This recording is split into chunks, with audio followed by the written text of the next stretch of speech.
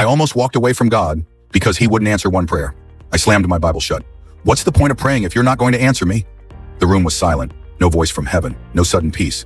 Just the sound of my own frustration. For almost a year, I had prayed the same prayer. God, heal my father. Instead, he got worse. Friends from church kept telling me, just have faith. God is in control. He knows what he's doing. I wanted to believe them, but every hospital visit made it harder. One afternoon, I finally asked my pastor a question I'd been too ashamed to say out loud. If God already knows everything, why does he make us wait? He didn't answer immediately.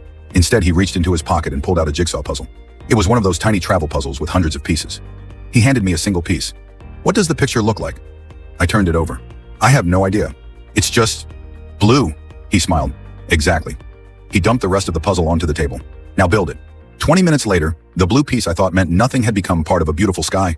The pastor looked at me and quietly said, your life feels confusing because you're trying to understand it with one puzzle piece. I frowned.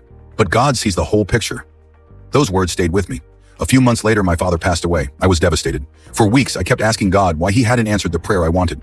Then during the funeral, people I had never met walked up to me. One man shook my hand and said, your father visited me every Wednesday in the cancer ward. Another woman said, he prayed with my husband before he died. A young nurse smiled through her tears. He told everyone here that Jesus never leaves us. I stood there speechless. I had spent months asking why God hadn't changed my father's situation. I never realized how many lives God was changing through my father. I had been looking at one puzzle piece. God had been holding the entire picture.